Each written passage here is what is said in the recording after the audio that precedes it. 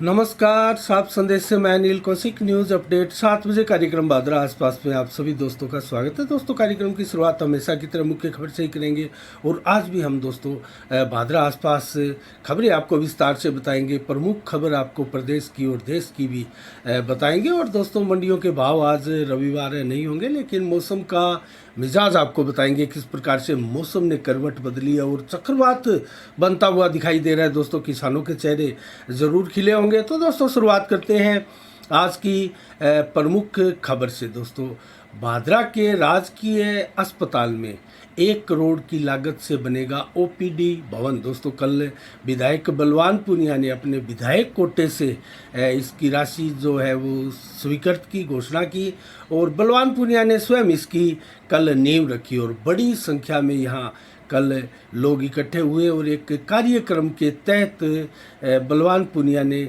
लोगों को संबोधित भी किया। तो इसके अलावा दोस्तों, कल मेलिया गांव में भी बलवान पूनिया की एक सभा का आयोजन किया गया था। दोस्तों, अच्छी खासी सभा थी गांव के चौगान में। उसके बाद में जब सभा समाप्त हुई तो जिस प्रकार से पिछले 5-7 दिनों पहले अतिक्रमण के तहत जो दलितों के मकान तोड़े गए थे, उससे दोस्तों दलित वर्ग में काफ़ी निराशा है और आक्रोश है विधायक के प्रति। दोस्तों, क्योंकि इसको राजनीतिक रंजिश करार दिया जा रहा था, बताया जा रहा था। तो युवाओं ने, जो दलित समाज के युवा है, उन्होंने बलवान पूनिया को के मुर्दाबाद के नारे भी लगाए और दोस्तों काले झंडे कपड़े दिखाकर उनका विरोध प्रदर्शन भी मेलिया गांव में किया गया। तो दोस्तों, इसके अलावा अन्य खबरों की ओर रुख करें तो आज दोस्तों पतंजलि योग समिति की एक बैठक हुई और कार्यकारिणी का विस्तार किया गया।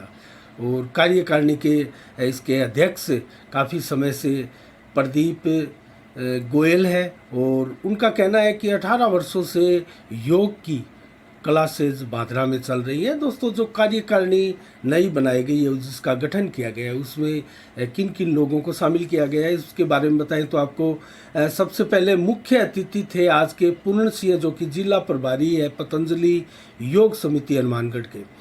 और इसके अलावा अध्यक्षता की गई आज कार्यक्रम की विजय कौशिक द्वारा।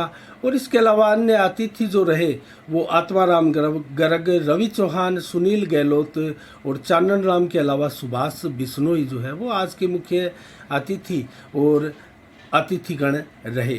तो इसके अलावा दोस्तों, आज जिन कार्यकारिणी में अनेक प्रमुख लोगों को लिया गया, उनमें राजेश मेहला को प्रभारी भारत स्वाभिमान का बनाया गया और इसके अलावा प्रदीप गोयल प्रभारी पतंजलि योग समिति के है। इसके अलावा महावीर मेहला को किसान सेवा का प्रभारी नियुक्त किया गया है। रामधन गोदारा को किसान सेवा का सह प्रभारी नियुक्त किया गया, जबकि अखिल मित्तल को सोशल मीडिया का प्रभारी बनाया गया है। इसके अलावा वीरेंद्र नेहरा को युवा स्वाभिमान भारत का प्रभारी नियुक्त किया है, जबकि सुरेंद्र शास्त्री को यज्ञ प्रभारी नियुक्त किया गया है। राधेश्याम जो बनाई वाले हैं उनको संरक्षक बनाया गया है। और इसके अलावा मोनिका चचान को महिला प्रभारी की नियुक्ति की गई है और मोनिका बंसल को सह महिला प्रभारी बनाया गया है। तो इसमें अनेक वक्ताओं ने दोस्तों योग के ऊपर प्रकाश डाला और गायत्री मंत्र के साथ जो है कार्यक्रम की शुरुआत की। और आज आर्य समाज भवन में इसकी एक बैठक हुई थी और वहीं पूरी कार्यकारिणी का जो है वो गठन किया गया। इसके अलावा दोस्तों, भादरा बस स्टैंड पर जो अतिक्रमण का एक मामला है, बस स्टैंड की भूमि पर जो टाउन प्लान है, उसकी जो बस स्टैंड की भूमि है, उस पर राजस्थान हाईकोर्ट में दोस्तों एक याचिका लगाई हुई थी भादरा के याकूब अली द्वारा। और उस याचिका की सुनवाई करते हुए कोर्ट ने जो है जिला कलेक्टर को आदेश जारी किए कि आप 2 माह में इसकी कमेटी गठन कर जांच रिपोर्ट कोर्ट में पेश करें। तो दोस्तों, ये लगभग 4 अगस्त को अगली सुनवाई होगी। तो 4 अगस्त से पहले इसकी रिपोर्ट जो है वो न्यायालय को पेश करनी होगी। तो ये दोस्तों मास्टर प्लान में आरक्षित की गई थी जो भादरा बस स्टैंड की भूमि है और कुछ लोगों ने बताया जा रहा है कि इस पर अतिक्रमण कर रखा है। तो इसके अलावा दोस्तों, आज देर शाम को 5 बजे करीब प्रारंभ हुई गौशाला समिति की बैठक जो कि बादरा गौशाला समिति के अध्यक्ष है दयानंद खोखेवाला, और लंबे समय से लगभग 2 योजना वो अपनी पूरी कर चुकी है और अब उनका कार्यकाल पूर्ण हो चुका है।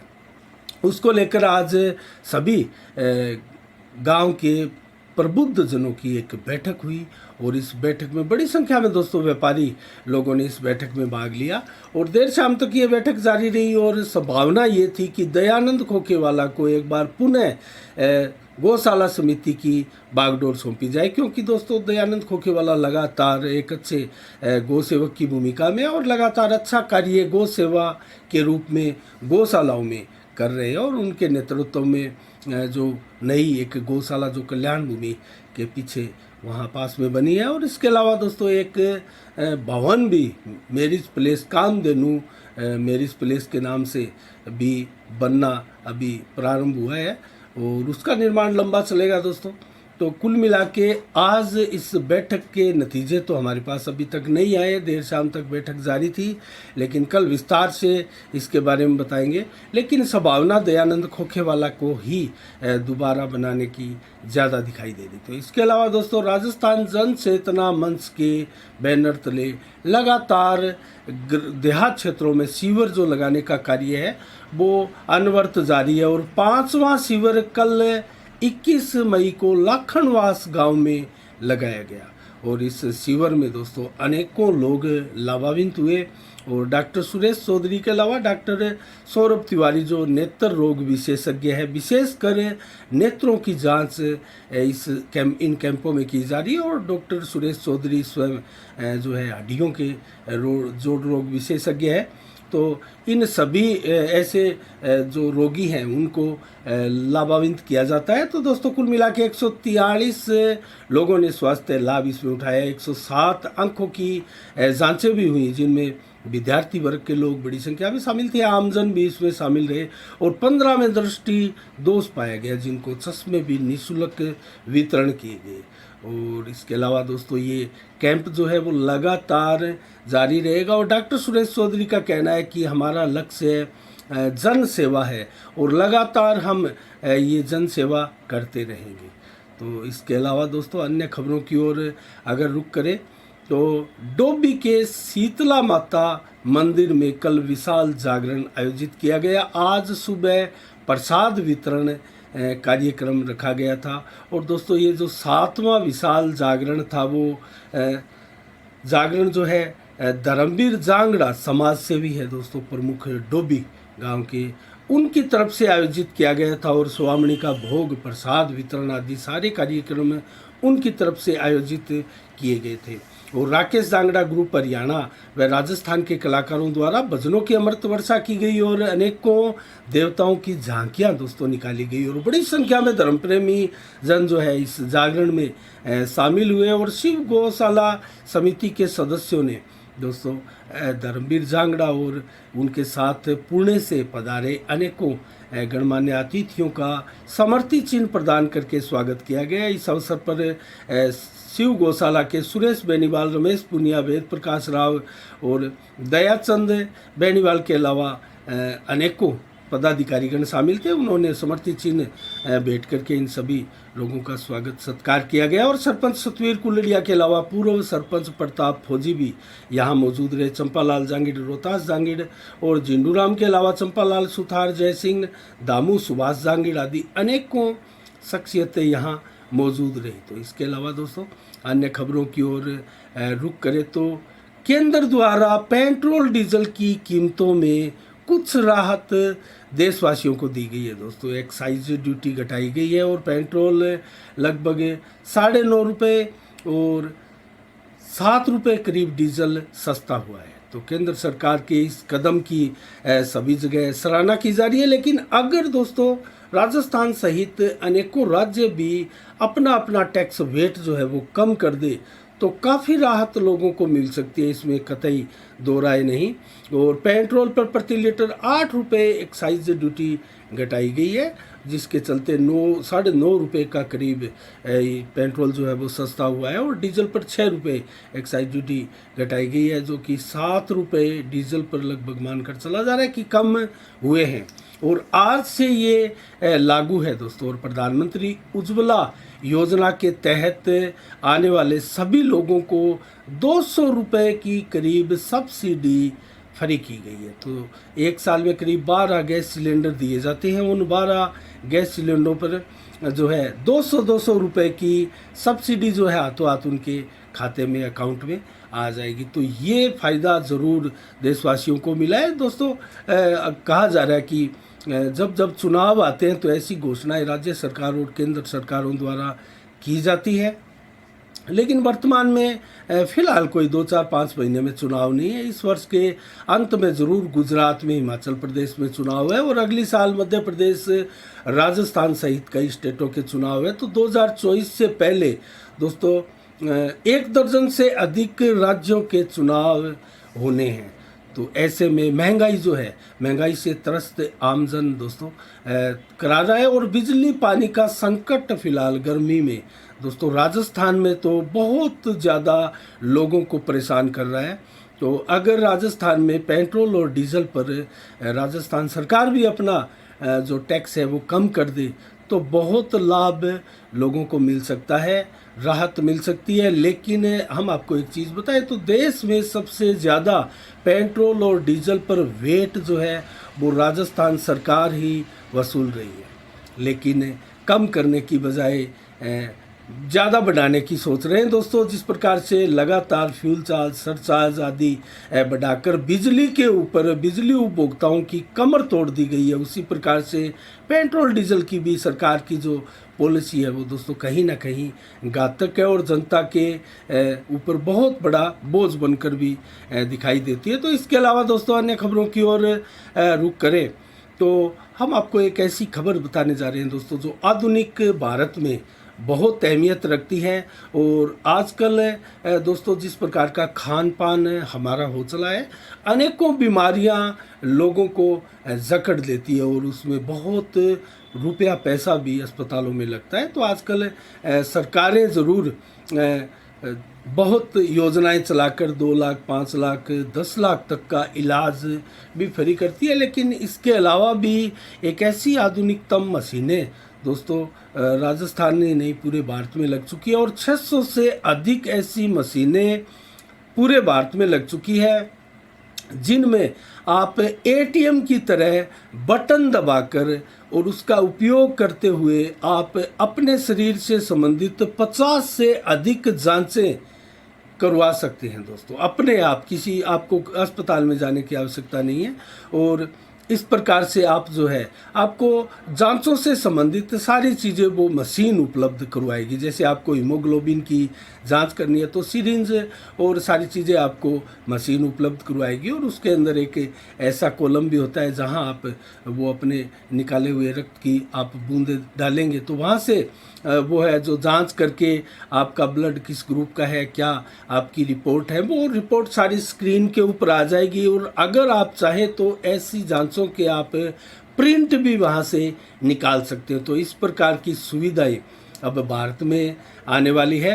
तो लगभग 600 के करीब ये मशीनें भारत में लग चुकी है और दोस्तों इनका रिजल्ट जो है बहुत शानदार बताया जा रहा है। ये बहुत ही सफलतम टेक्नोलॉजी भारत में आई हुई है और कोटा से राजस्थान में इसकी शुरुआत होने जा रही है। तो कौन कौन सी ये टच स्क्रीन वाली मशीन होती है और दोस्तों कौन कौन सी जांचें इसमें कर सकते हैं, इसके बारे में मैं आपको जल्दी से विस्तार से बताऊं। तो ECG, BMI, बॉडी फैट और SpO2 लेवल और मसल्स जो मास है उसकी जांच भी आप कर सकते हैं। बॉडी टेम्परेचर की आप जांच इसमें कर सकते हैं। शुगर, BP टेस्ट भी आप इसी मशीन में कर सकते हैं और हेल्थ स्कोर भी अपना इस मशीन में आप जान सकते हैं। इसके अलावा मेटाबॉलिक एज और कोविड टेस्ट भी आप इसमें कर सकते हैं दोस्तों। स्किन टेस्ट भी आप इसमें कर सकते हैं और प्रेगनेंसी की भी जांच आप इसमें करवा सकते हैं। मलेरिया, चिकनगुनिया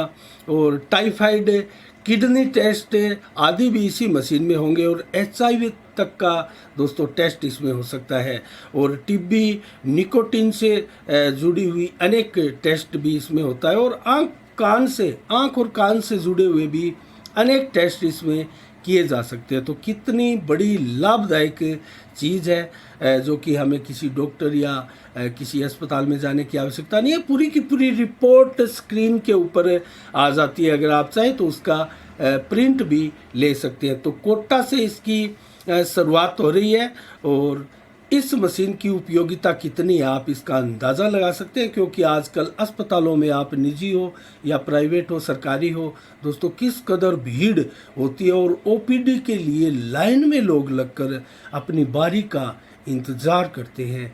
तो ऐसे में ये सहूलियत जो मिल रही है वो कितनी लाभदायक होगी इसका अंदाज़ा भी आप नहीं लगा सकते।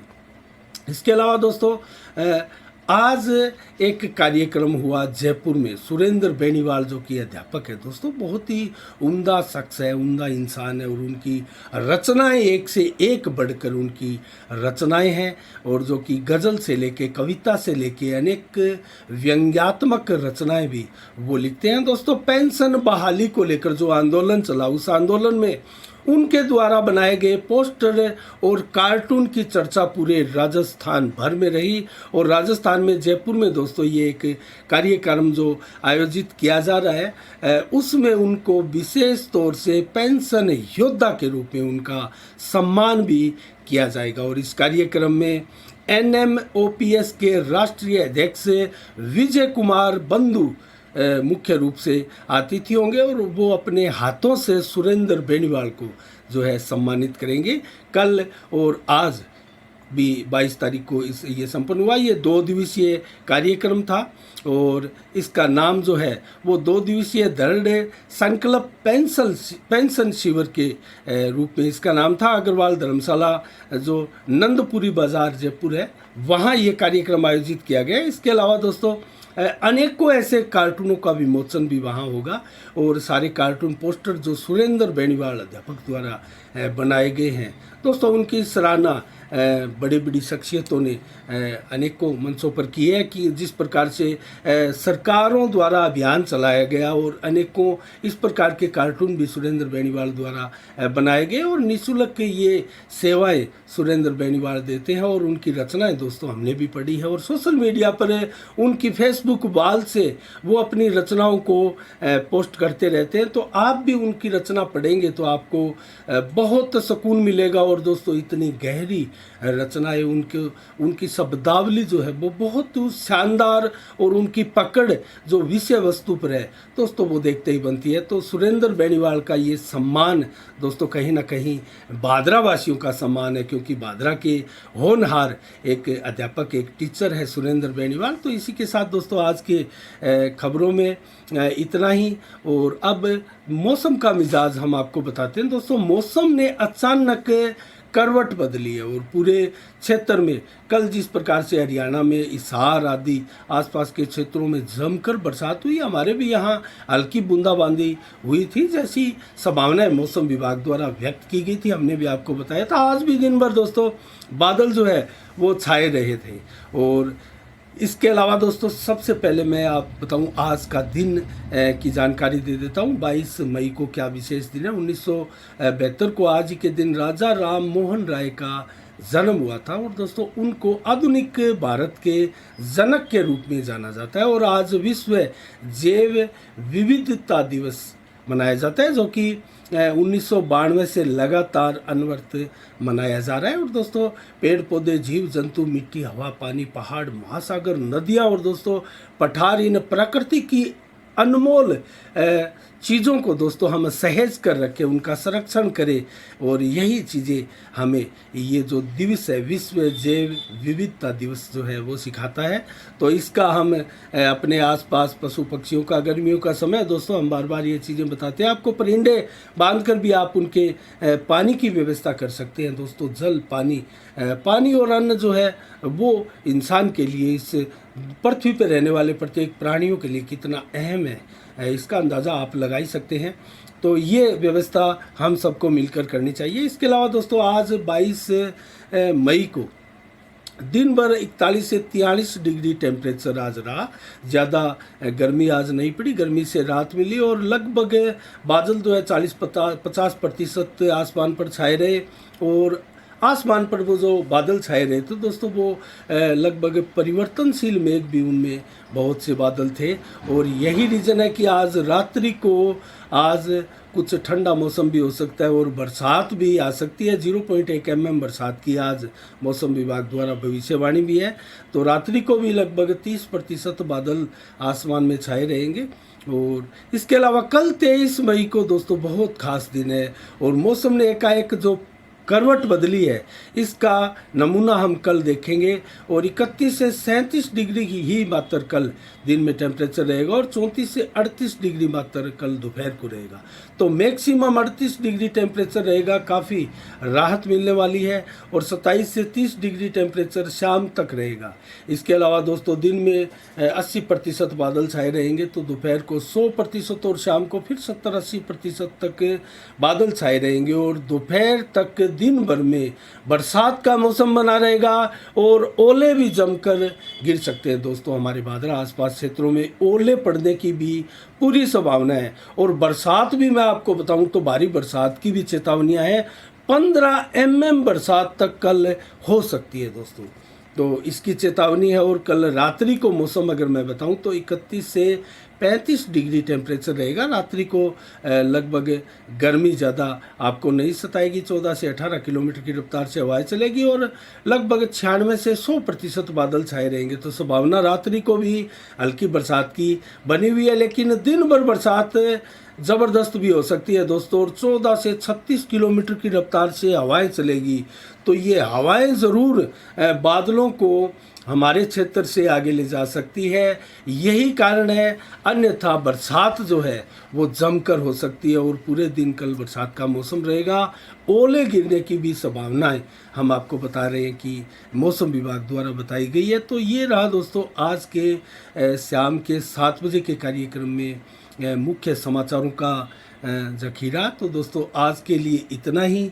कल ठीक शाम 7 बजे फिर आपसे रूबरू होंगे नई खबरों के साथ, नई समीक्षा के साथ। तब तक के लिए आप अपना बहुत बहुत ख्याल रखिएगा। मुझे दीजिएगा इजाज़त। साफ संदेश से मैं अनिल कौशिक, नमस्कार। जय भारत, जय जय राजस्थान।